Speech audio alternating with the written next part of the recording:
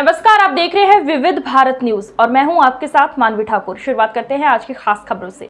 महाराजा Surajmal stadium की बेशकीमती जमीन के मामले को लेकर नगर पालिका ने अब न्यायालय की शरण ली है। कोर्ट ने एक माह में सभी 28 लोगों से जवाब दाखिल करने के निर्देश दिए हैं। चेयरमैन नरेंद्र कुमार गुर्जर ने पत्रकार वार्ता करते हुए स्थानीय जनप्रतिनिधि पर भी आरोप लगाते हुए कहा कि यह जमीन बच्चों के खेलने की है, जमीन को किसी को भी नहीं हड़पने दिया जाएगा। चेयरमैन नरेंद्र कुमार गुर्जर ने पत्रकारों को बताया है कि पालिका ने इस मामले को लेकर शरण ली है। पूरी भूमि महाराजा सूरजमल स्टेडियम के नाम से आवंटित है।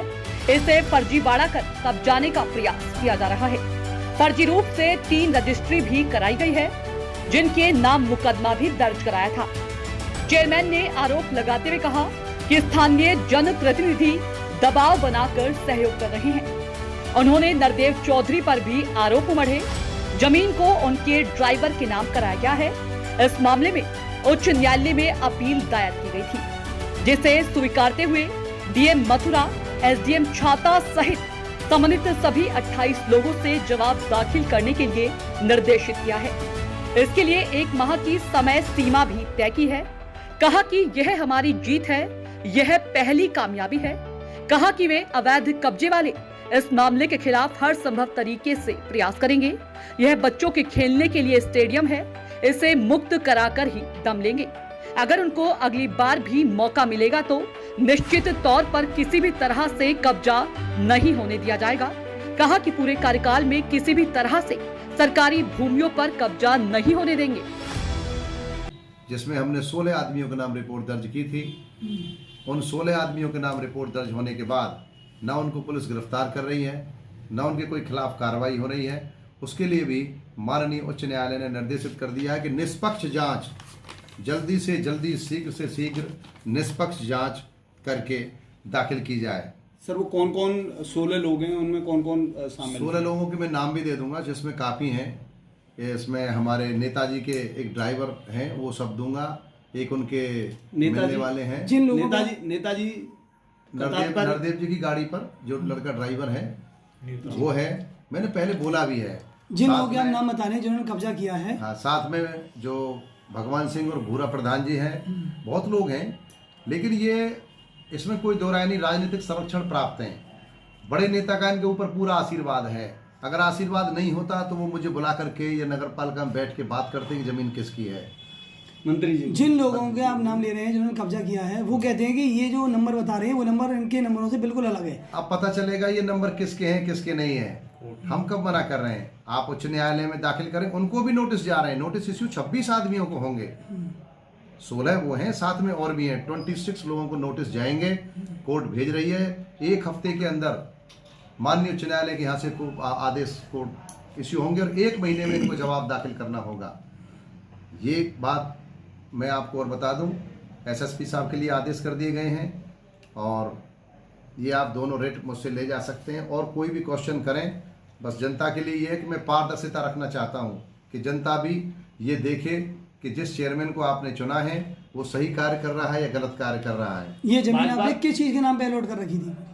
ये जमीन शुरू से ही जो तत्कालीन उस समय पे हमारे एसडीएम थे, धीरेन्द्र प्रताप सिंह शायद थे, गुर्जर जाति के ही थे। उन्होंने पहले ही इसको स्टेडियम की, नगरपालिका स्टेडियम की भूमि घोषित कर रखा था। 100 साल पहले ये या 90 साल पहले जो हमारे अंग्रेज थे डैम्पियर, वो जमीन नगरपालिका को देकर गए थे। ये जमीन बच्चों की है, ये जमीन नगरपालिका की जनता की, कोसी कलां की जनता की जमीन। तभी तो मुझको दुख हुआ। और अब वो जमीन स्टेडियम के नाम से है और उसमें अब कोई भी आदमी झूठ बोल सकता है।